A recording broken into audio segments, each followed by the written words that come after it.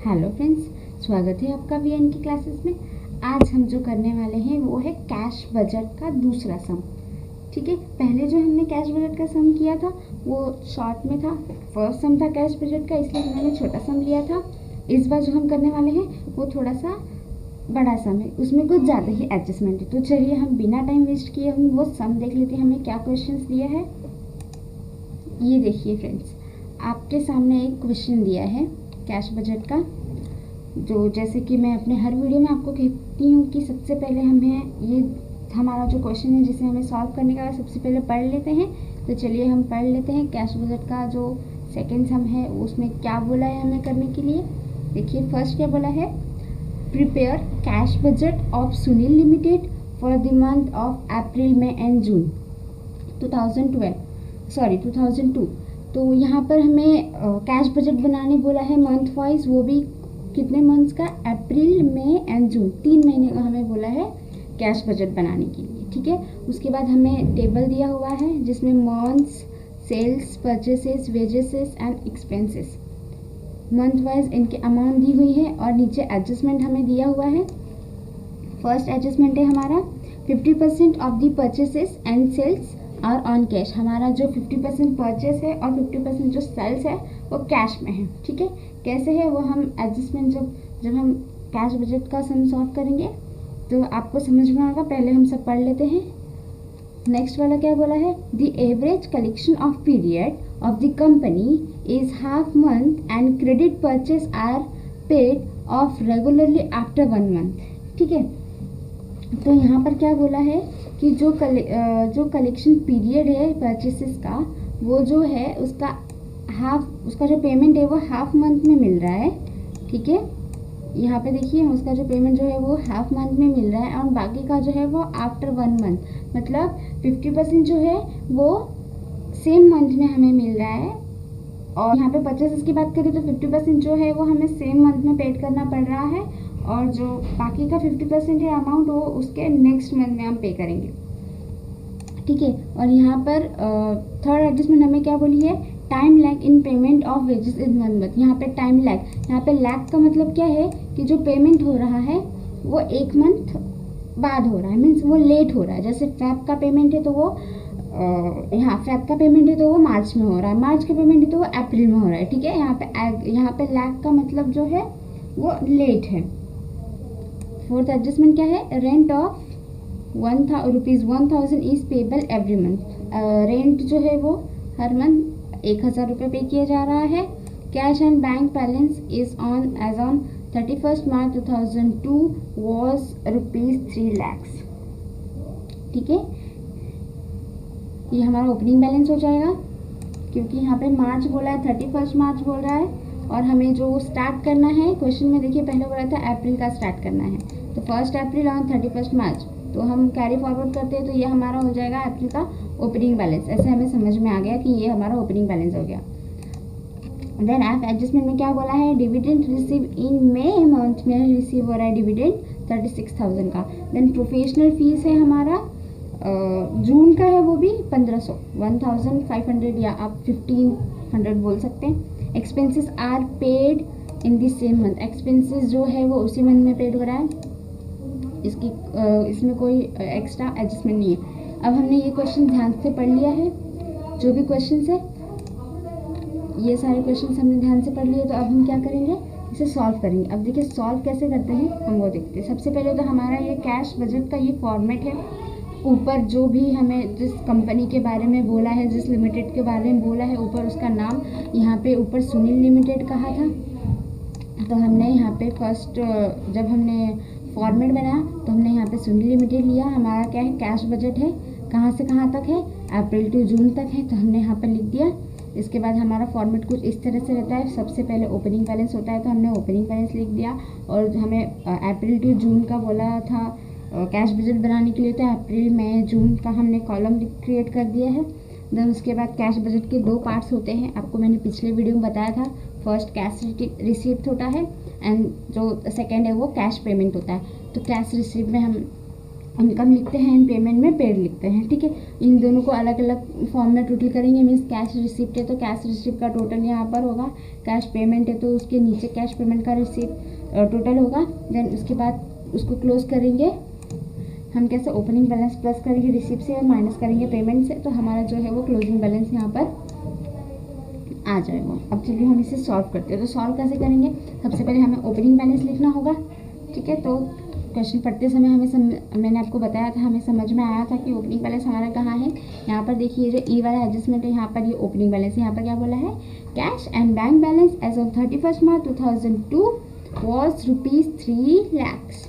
यहाँ पर देखिए हमारा जो मंथ, हमारा जो फाइनेंशियल ईयर क्लोज कब होता है 31 मार्च को एंड ओपन होता है 1 अप्रैल। और हमें यहाँ पर कैश बजट ओपन करने के लिए क्या बोला है, अप्रैल से ही हमें बनाने बोला है। यहाँ पे अप्रैल में एंड जून ये 3 मंथ्स का बोला है। तो हमारा यहाँ पे जो ओपनिंग बैलेंस हो जाएगा वो 3 lakhs हो जाएगा। तो यहाँ पर अप्रैल में हम यहाँ पर लिख देंगे 3 lakh, ठीक है। हमने यहाँ पर 3 lakh लिख दिया। उसके बाद हम क्या करेंगे, एडजस्टमेंट के हिसाब से सॉल्व करेंगे, ठीक है।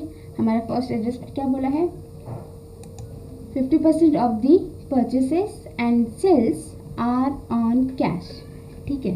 तो अभी यहाँ पर परचेस और सेल्स की बात हुई है, तो हम यहाँ पे रिसीप्ट की बात कर रहे हैं, तो रिसीप्ट में सेल्स आएगा।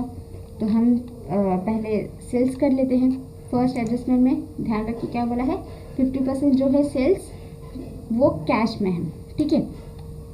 तो अब हम क्या करेंगे, यहाँ पर हम लिख देंगे कैश रिसिप्ट के अंदर हम लिख देंगे कैश सेल्स, ठीक है। यहाँ पर हम लोगों ने लिख दिया कैश सेल्स, वो हमें 50% कैश में मिल रहा है, तो यहाँ पर हम समझने के लिए यहाँ पर 50% यहाँ पर लिख देंगे। यहाँ पर हमने लिख दिया 50%। अब हम हर मंथ का 50% कैलकुलेट करेंगे। देखिए अब भी हमने यहाँ पर 50% लिख दिया, ठीक है, बट हम जो अमाउंट है वो कैसे करेंगे, यहाँ पे 50% लिखना है, हाँ लिखना है, लेकिन इसके पहले एक एडजस्टमेंट है, ठीक है। 50% सॉल्व करने के बाद अभी यहाँ पर आपको 2 एडजस्टमेंट को ध्यान में रखना होगा। वैसे तो इस कॉलम में आपको एक ही एडजस्टमेंट को ध्यान में रखना है, लेकिन जो हमने नेक्स्ट वाला जब हमने पढ़ा था एडजस्टमेंट, तो उसमें हमें प्रॉब्लम आ सकती है। उसमें कैसे प्रॉब्लम आएगी हम देखते हैं। यहाँ पर देखिए क्या बोला है, 50% of the purchases and sales. अभी फिलहाल परचेसेस को भूल जाते हैं, अभी सिर्फ हम इतना पढ़ते हैं 50% of the sales are on cash, ठीक है। अभी हम सेल्स करें तो हम परचेसेस को भूल जाते हैं, अभी सिर्फ हम इतना याद करेंगे 50% ऑफ दी, मैं यहाँ पे रेड कलर से हाईलाइट कर देती हूँ, 50% of the sales are on cash. अभी हम ये जो रेड लाइन है ना हम उसको से पढ़ रहे हैं। तो 50% जो कैश है और यहाँ पे और जो बाकी का जो रिमेनिंग 50% बचा है उसके बारे में ये है, ये वाले बी वाले एडजस्टमेंट में बोला गया है। वो जो बाकी का 50% है ना उसके लिए इसमें क्या बोला है, the average collection period of the company is half month and credit purchase are paid on the regularly after 1 month. तो यहाँ पर परचेस और परचेसेस और सेल्स दोनों की बात की गई है, ठीक है। तो अब पहले हम ये इसके हिसाब से हम ये सेल्स का अमाउंट यहाँ पर पुट कर देंगे। कैसे करेंगे, 50% करना है हमें। तो यहाँ पर सेल्स की बात हो रही है, तो सबसे पहले हमें अप्रैल मंथ का बोला है 50% सेल्स जो है वो कैश में है। तो सेल्स हम देख लेंगे अप्रैल का कितना है, 1,08,000 है सेल्स का अप्रैल का, क्योंकि हमें अप्रैल मई टू जून का बनाना है तो हम अप्रैल का देखेंगे। अप्रैल का सेल्स जो है वो 1,80,000 है, ठीक है। तो आप 1,80,000 का हाफ करेंगे मीन्स 50% करेंगे तो आपको कितना आएगा, 90,000, ठीक है। तो अब हम यहाँ पे फॉर्मेट में जाके लिख देंगे यहाँ पे 90,000, ठीक है। सेम हम मई और जून का करेंगे। मई मंथ में कितना है, मई का 1,70,000। अब 70,000 का आप हाफ करेंगे तो 85,000 हो जाएगा। तो यहाँ पर हम 85,000 लिख देंगे। ये उसका 50% कर रहे हैं हम, ठीक है, कुछ नहीं कर रहे, जस्ट हम सेल्स का 50% जो है वो कैश है, तो कैश रिसीप्ट है ना ये, तो कैश के बारे में बात करी, हमें मिल रहा है तो हम यहाँ पे लिख रहे हैं, ठीक है।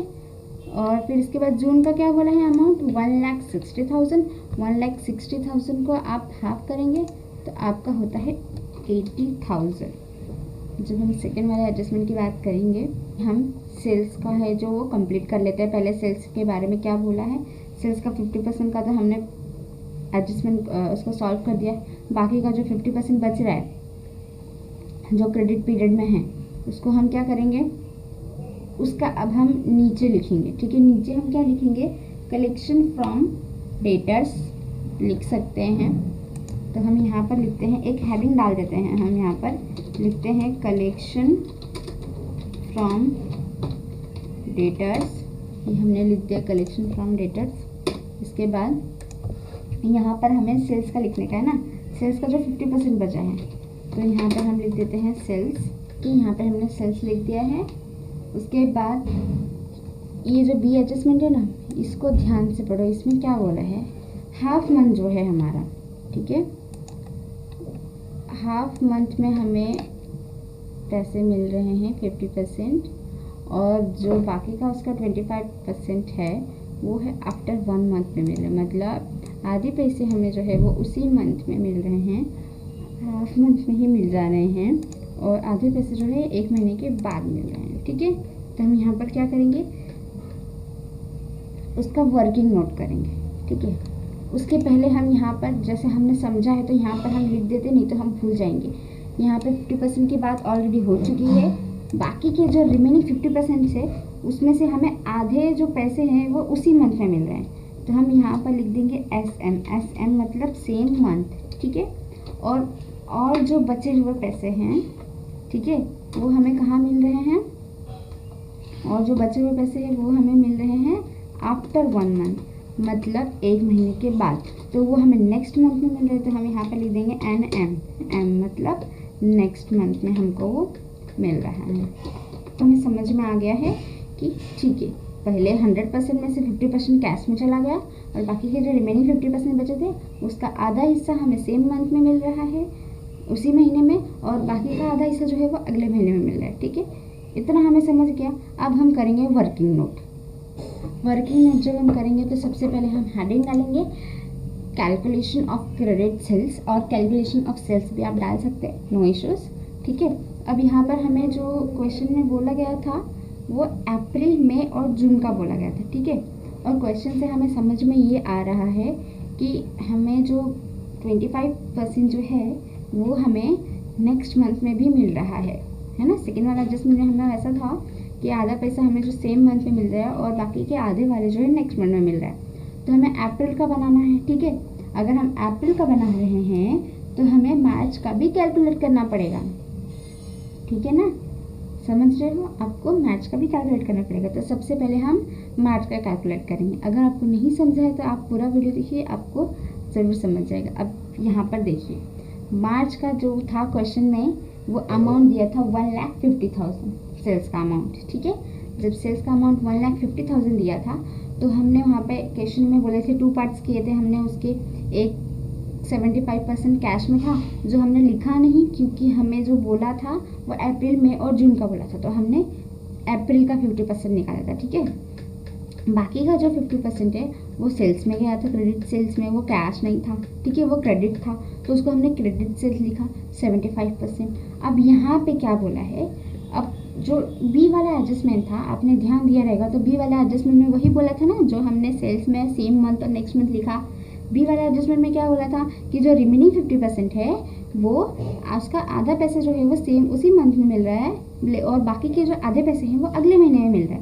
तो यहाँ पर क्रेडिट सेल्स के हम 2 पार्ट करेंगे, उसमें से हम उसका 50% जो है वो सेम मंथ में, मतलब 75 का 50% 37,500 वो सेम मंथ में मतलब मार्च में ही मिल रहा है, और उसका नेक्स्ट मंथ में 50% मिल रहा है, मतलब 75,000 का 50% 37,500 जो है वो अप्रैल में मिल रहा है। मतलब आप वापस देखिए, मार्च का जो सेल्स था हमें क्वेश्चन में क्या दिया था, 1,50,000 दिया था। ठीक है, पहले एडजस्टमेंट में क्या बोला था कि 50% जो है वो कैश में जा रहा है, तो 1,50,000 का हम लोगों ने 50% निकाला तो 75,000 आया जो कैश में चला गया। ठीक है, और बाकी 100% होता है ना, तो बाकी का जो रिमेनिंग 50% है वो क्रेडिट सेल्स हुआ। ठीक है, और एडजस्टमेंट नंबर 2 मीन्स बी में क्या बोला था कि ये जो 75% सॉरी ये जो 75,000 है, बचा हुआ 50% जो क्रेडिट्स है उसके दो पार्ट्स है, जो उसके आधे पैसे जो हैं वो हमें सेम महीने में मिल रहा है। मतलब मार्च का जो बात हुई है, मार्च के जो सेल्स हैं वो मार्च में ही मिल रहा है, लेकिन वो ये क्रेडिट सेल के 50% का 50% मिल रहा है, ठीक है।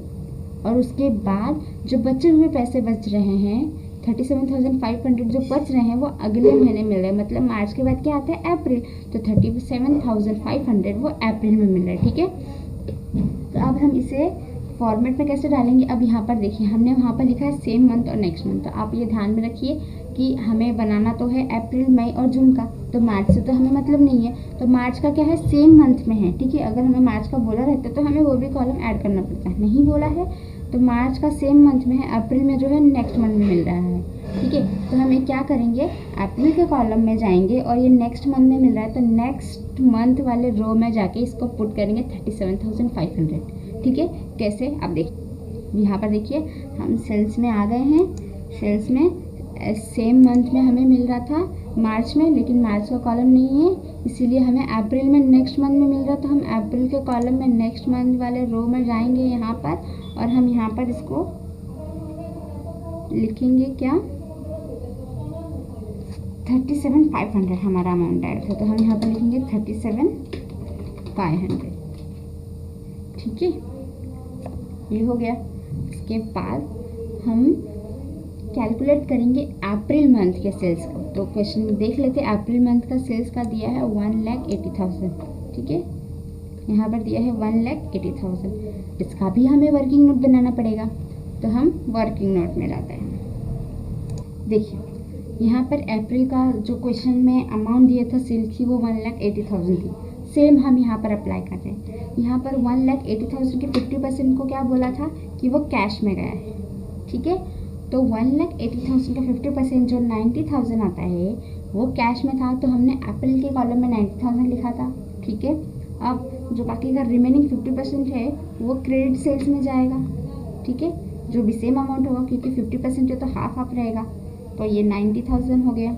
अब यहाँ पर क्या बोला है, ये जो 90,000 क्रेडिट सेल्स के नीचे ये वाला जो अमाउंट है ना, ये वाला जो 90,000 है, इसके दो पार्ट्स है। ये जो 90,000 है ना वो हमें एक बार में नहीं मिल रहा है, वो हमें दो पार्ट में करके उसको दिया जा रहा है, दो इंस्टॉलमेंट में करके दिया हो जा रहा है, ठीक है।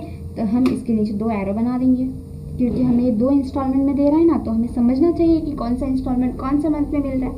तो एडजस्टमेंट नंबर 2 मतलब बी में क्या बोला गया था, मैं आपको अगेन बता रही हूँ, जो मैंने आपको यहाँ पे मार्च के टाइम पे बताया था, अप्रैल में भी सेम है।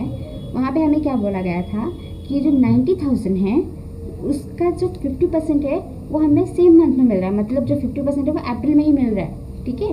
तो 90,000 का जो 50% है वो होगा 45,000 जो सेम मंथ, मतलब अप्रैल का है तो हमें अप्रैल में ही मिल रहा है, कोई प्रॉब्लम नहीं है, लेकिन वो आधा मिल रहा है हमें, ठीक है। और वो जो बाजू का जो आधा है वो अगले महीने मिल रहा है, मतलब मई महीने में, ठीक है। तो अब आप इसको कैसे लिखोगे, अब आप जाओगे फॉर्मेट में और वहाँ पे क्या लिखोगे, 45,000 जो है वो अप्रैल के ऊपर वाले कॉलम में लिखोगे, किसमें, सेम मंथ में, और 45,000 जो है वो नेक्स्ट मंथ मतलब नीचे वाले कॉलम में अगले मई के महीने में जाके लिखोगे।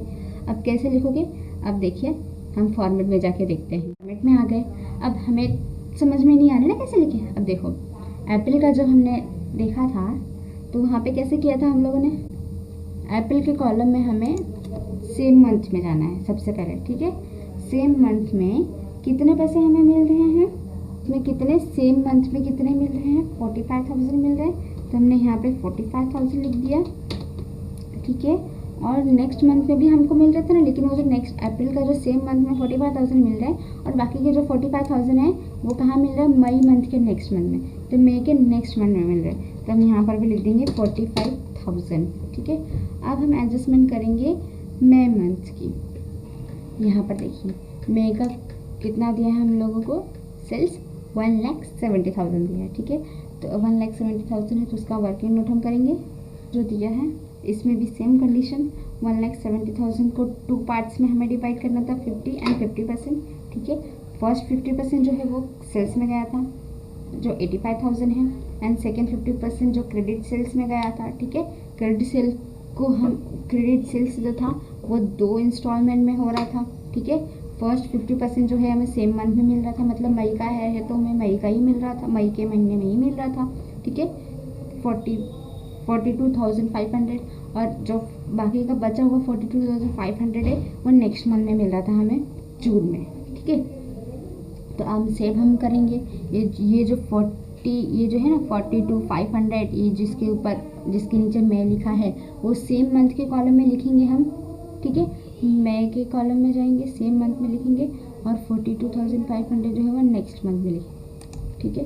तो यहाँ पर मई महीने के सेम मंथ वाले रो में जाएंगे, हम यहाँ पर लिखेंगे कितना था हमारा 42,500 था, तो हम यहाँ पर 42,500 लिख देंगे। और वो जो है हमें नेक्स्ट मंथ में मिल रहा था, तो यहाँ पर भी हम 42,500 लिख देंगे। देखा, हो गया। वैसे ही हम जून का करेंगे, तो जून का है वो नेक्स्ट मंथ का तो है नहीं, तो हमें सिर्फ सेम मंथ का लिखना है, तो हम जून का भी हम कैलकुलेट कर लेते हैं। जून का पहले हम देख लेते हैं, जून में हमें सेल्स कितना बोला है 1,60,000 हमें सेल्स बोला है। हम वर्किंग नोट कर लेते हैं इसका भी। जून का जो है सेल्स हमें क्या बोला है 1,60,000। इसके 2 पार्ट्स थे, 50% जो है वो कैश में गया था, दूसरा जो क्रेडिट सेल्स था वो 80% जो है उसके पेमेंट जो है वो 2 इंस्टॉलमेंट में हुए थे। पहला जो था वो सेम मंथ में मिल रहा था, मतलब कि ये 40,000, दूसरा जो है वो अगले महीने 40,000 जुलाई में मिल रहा था, ठीक है। तो अभी ये देखिए, ये जो 40% है वो जून में और अगले 40,000 जून में मिल रहा है, और ये जो 40,000 है वो अगले महीने जुलाई में मिल रहा है। तो जुलाई तो हमें बनाने बोला नहीं है, जून बोला है, तो हम जून के कॉलम में सेम मंथ में जाएंगे, क्योंकि ये हम जून का कैलकुलेट कर रहे हैं और ये भी जून में है, तो सेम मंथ के कॉलम देखिए यहाँ पे आ गए 40,000 जो है वो सेम मंथ का हमने यहाँ पर लिख दिया। जुलाई नेक्स्ट मंथ लिखने की ज़रूरत नहीं, क्योंकि हमें नेक्स्ट मंथ का यहाँ पे क्वेश्चन में बोला नहीं है बनाने के लिए। अगर बोला होता तो हम और एक कॉलम ऐड करके वहाँ पर लिख देते, ठीक है। अभी तक हमने सिर्फ 2 एडजस्टमेंट सॉल्व किए। अब तक हमने जो एडजस्टमेंट किए वो सिर्फ सेल्स के थे, ठीक है। अब हम करेंगे परचेस के, ठीक है। तो जब हम परचेस के करेंगे तो परचेस में यहाँ पर देखिए यहाँ पर क्या बोला है 50% जो है सेम मंथ में मिल रहा है हमें, और जो दूसरा 50% है वो अगले मंथ में मिल रहा है, ठीक है। ये वाला एडजस्टमेंट, तो इससे हम क्या करेंगे, सेम जैसे हमने सेल्स का किया था वैसे करेंगे, थोड़ा सा डिफरेंस है। कैश पेमेंट में परचेसेस है तो हम यहाँ पर लिखेंगे परचेस लिखेंगे, हम यहाँ पर एक हेडिंग डाल देते हैं परचेसेस की, और यहाँ पे बी वाला एडजस्टमेंट है। यहाँ पर क्या बोला है आधे पैसे जो हैं आधे अमाउंट वो हमें सेम मंथ में, और बाकी के बचे हुए आधे जो हैं वो अगले महीने में मिल रहे हैं, ठीक है। जैसे सेल्स का हमने यहाँ पर किया था वैसे ही, तो यहाँ पर हम लिख देते हैं सेम और नेक्स्ट मंथ। हमने यहाँ पर लिख दिया परचेस लिख दिया, देन उसके बाद हमें आधा उसके अमाउंट जो है वो सेम मंथ में है बिल के, और बाकी का जो है वो नेक्स्ट मंथ में, ठीक है। तो इसके लिए हमें एडजस्टमेंट करने की कोई ज़रूरत नहीं, हम ऐसे मैनुअली भी कैलकुलेट कर सकते हैं। मीन्स ऐसे ही दिमाग में हम कैलकुलेट कर सकते हैं कि हम सबसे पहले अप्रैल का परचेसेस दिया है, तो हम अप्रैल के परचेस के अमाउंट में जाएंगे, देखेंगे अप्रैल में परचेस का क्या अमाउंट है क्वेश्चन में। तो यहाँ पर देखिए अप्रैल के कॉलम में परचेस का जो है वो 1 लाख बोला है, ठीक है। कि जो 50% है यहाँ पे आप सेम मंथ यहाँ पर लिख सकते हैं, 50% आपको इजी होगा समझने में, सेम मंथ और नेक्स्ट मंथ 50% मिल रहा है। तो अप्रैल का जो था वो परचेस जो है वो 1 लाख है, ठीक है। तो 1 लाख का 50% सेम महीने में मिल रहा है, ठीक है, सेम मंथ में। 1 लाख का जो 50% सेम मंथ में मिल रहा है, मतलब अप्रैल का था 1 लाख का आप आधा करेंगे 50%, तो कितना हो जाएगा 50,000, ठीक है। 50,000 आपको सेम मंथ में मिल गया, और जो बचा हुआ 50,000 है 1 लाख का, और 50% जो बताए वो नेक्स्ट मंथ में, मतलब इधर नेक्स्ट मंथ वाले रो में आ जाएंगे और मई में जाएंगे। मई में मिल रहा है ना, तो बाकी का 50% मई में मिल रहा है, ठीक है। सेम ये अप्रैल का हो गया। अब मई का देखेंगे, मई का कितना है, मई का है हमारा 90,000, ठीक है।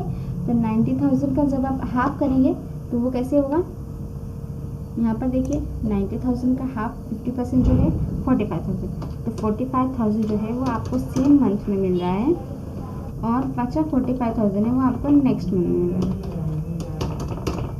ठीक है। अब जून का करना है, जून का देख लेते हैं हम। जून का यहाँ पे परचेस में क्या बोला है 70,000, ठीक है। तो यहाँ पर हम सेम मंथ में चले गए। अब 70,000 का जो आप आधा करेंगे 35,000 हमें सेम मंथ में मिल रहा है और बाकी का 35,000 हमें जुलाई में मिल रहा है, ठीक है।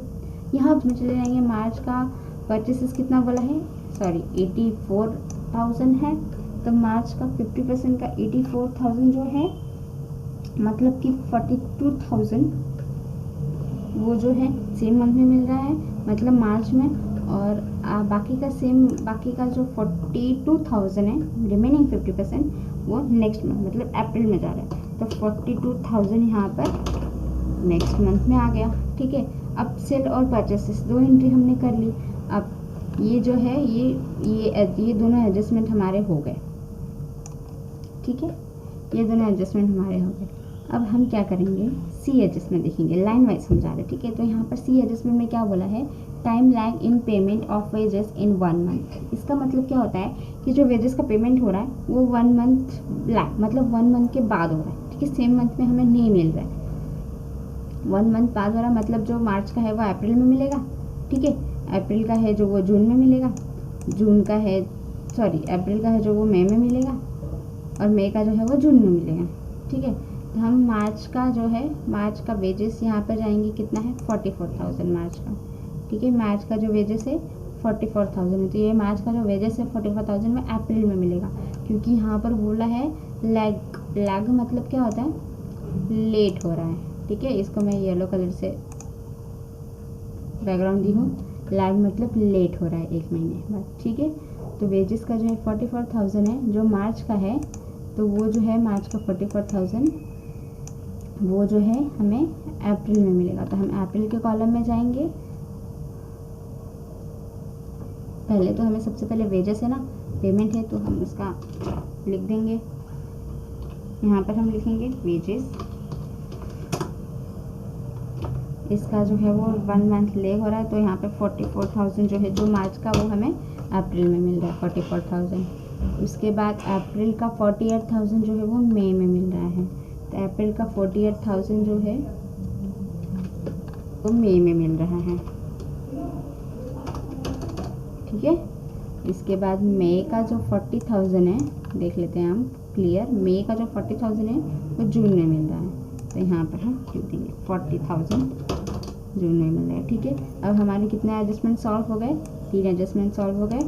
अब हम डी एडजस्टमेंट सॉल्व करेंगे। डी में क्या बोला है, rent of ₹1,000 is payable every month, ठीक है। रेंट जो है वो हर महीने का 1,000 दे रहा है वो। तो हम यहाँ पर वेजेस के नीचे लिख देते हैं रेंट, हर महीने वो 1,000 दे रहा है। तो हम यहाँ पर नॉर्मली 1,000 लिख देंगे, क्योंकि इसकी कोई एडजस्टमेंट नहीं बोली, जस्ट वो बोला गया है कि यहाँ पर वो हर महीने देता है, लेट देता है, जल्दी देता है, ऐसा कुछ यहाँ पर नहीं बोला है। तो वो सेम मंथ में देता है, ठीक है। जब नहीं कहा जाता है तो वो सेम में रहता है, कुछ इशू नहीं रहता है वहाँ पे। अब हमें यहाँ पर 4 एडजस्टमेंट हमारे हो गए हैं। अब ई वाला एडजस्टमेंट हमने पहले कर दिया था, ठीक है, हमारा ये जो था ओपनिंग वाला, ठीक है। अब यहाँ पर क्या बोला है, डिविडेंड रिसीव्ड हो रहा है मई मंथ में 36,000।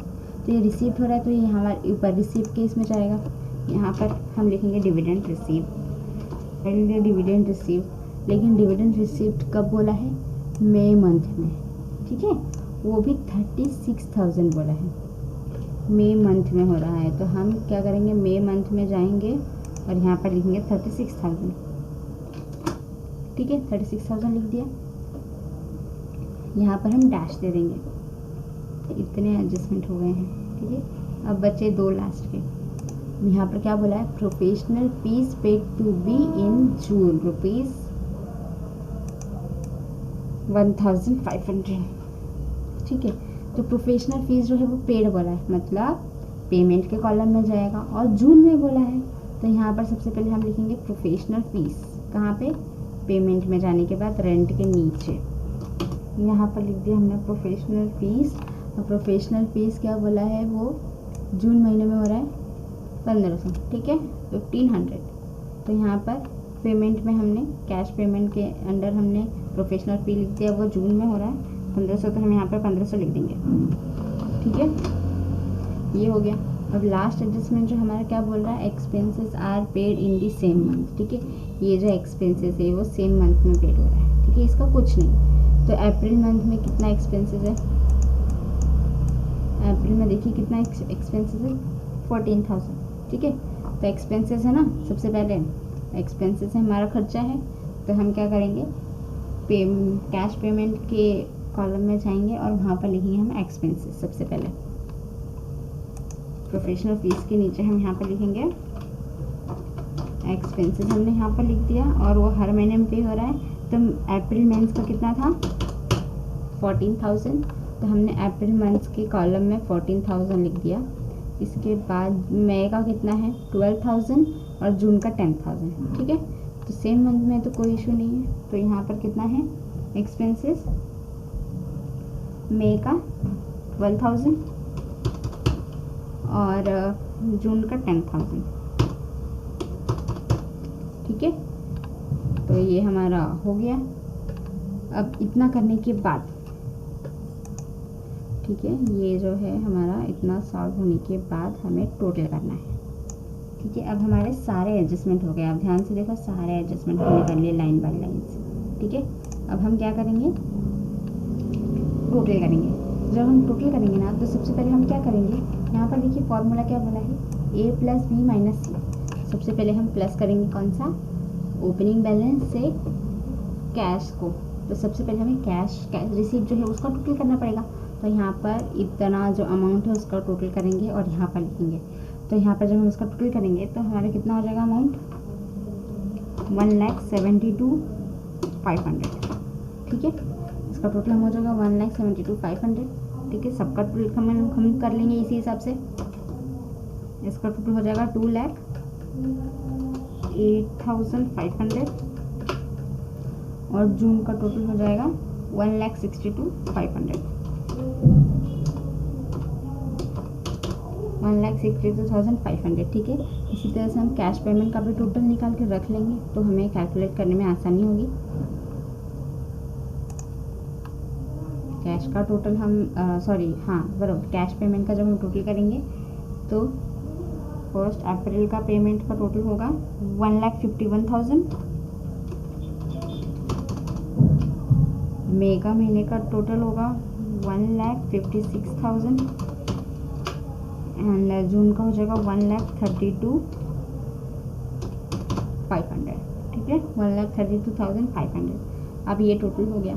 अब हम क्या करेंगे, 3 लाख प्लस करेंगे 1,72,500 से और माइनस करेंगे हम 1,51,000 से। ठीक है, a प्लस बी माइनस सी। ठीक है, ये फॉर्मूला। ए कौन सा है, हमारा ओपनिंग बैलेंस है, बी मतलब कैश रिसीप्ट का टोटल, सी मतलब कैश पेमेंट का। ठीक है, तो जब हम 3 लाख प्लस 1,72,500 माइनस करेंगे 1,51,000 से, तो हमारा जो आंसर आ जाएगा वो 3,21,500 आ जाएगा। ठीक है, 3,21,500 आ गया। ठीक है, अभी जो 3,21,500 है ना, इसको हम कैरी फॉरवर्ड करेंगे नेक्स्ट मंथ में। तो इसके हम मई के ओपनिंग में लिख देंगे।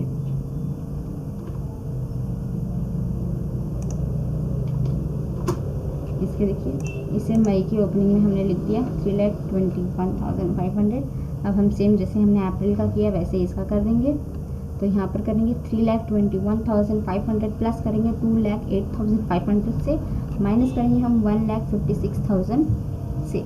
तो हमारा जो अमाउंट आएगा क्लोजिंग बैलेंस, जिसे हम कहते हैं क्लोजिंग बैलेंस ऑफ कैश, वो आ जाएगा 3,74,000। ठीक है, अब ये जो 3,74,000 है इसे हम कैरी फॉरवर्ड करेंगे नेक्स्ट मंथ मतलब जून में। ठीक है, यहाँ पे हमने जून में फॉरवर्ड कर दिया सेम 3,74,000 हम प्लस करेंगे 1,62,500 से, माइनस करेंगे 1,32,500। तो हमारा जो आंसर आ जाएगा वो आ जाएगा 4,04,000। ठीक है, ये हमारा आंसर आ गया। आई होप कि आपको ये क्वेश्चन अच्छी तरह से समझ में आया होगा। हमारा क्वेश्चन कुछ इस तरह से सॉल्व। आई होप आपको ये सम जो है वो बहुत अच्छी तरह से समझ में आया होगा। हम इसका वर्किंग नोट आपको एक बार दिखा देते हैं ताकि आपको इजीली समझ में आ जाए कि सेल्स किस तरह से कैलकुलेट हुआ है। पहले सेल्स मार्च का हमने कैलकुलेट किया था, मैं आपको वापस बता देती हूँ। फिर हमने 50% एडजस्टमेंट के हिसाब से हमने 50% जो है कैश में डाला था, बाकी का 50% जो है उसके 2 पार्ट में हमें पेमेंट करने थे। तो फिर हमने उसके 2 पार्ट्स किए। फर्स्ट मार्च जो है वो सेम मंथ में मिल रहा था, मतलब ये वाला जो है सेम मंथ में मिल रहा था ये अमाउंट, इसके 50%, और ये वाला जो है नेक्स्ट मंथ में मिल रहा था। तो उसके हिसाब से हमने फॉर्मेट में डाला, ठीक है। सेम इसी तरह से हमने अप्रैल का भी क्रिएट किया था। अप्रैल के जो 50% थे वो कैश में मिल रहे थे, अगेन 50% जो है रिमेनिंग वो क्रेडिट सेल्स में था। लेकिन क्रेडिट सेल्स के 2 पार्ट्स थे, 2 इंस्टॉलमेंट थे। फर्स्ट इंस्टॉलमेंट जो है वो सेम मंथ में मिल रहा था हमें, नेक्स्ट इंस्टॉलमेंट जो है वो अगले महीने में मिल रहा था, इसलिए हमने यहाँ पर नीचे देखिए मंथ भी मेंशन किया है, ठीक है। उसके बाद हमने मई का कैलकुलेट किया, सेम जैसे हमने दोनों किए। कैश जो 50% थे वो कैश में गया था, अगेन जो बचा हुआ क्रेडिट सेल्स था उसके 2 इंस्टॉलमेंट थे। फर्स्ट सेम मंथ में मिल रहा था अमाउंट, नेक्स्ट वाला जो है वो अगले मंथ में मिल रहा था, तो हमने यहाँ पर मंथ भी मेंशन किए हैं। जून का जो हमने कैलकुलेट किया तो सेम वही प्रोसीजर है, 50% कैश में एंड रिमेनिंग क्रेडिट था। क्रेडिट के 2 पार्ट्स थे, फर्स्ट जो है सेम मंथ में मिल रहा था, दूसरा अगले महीने में मिल रहा था, ठीक है। ऐसे करके हमने वर्किंग नोट किया था। आई होप आपको ये सब बहुत अच्छे से समझ में आया रहेगा। Thank you. कोविड का टाइम है, अपना ध्यान रखिए, अपने फैमिली का ध्यान रखिए। Thank you.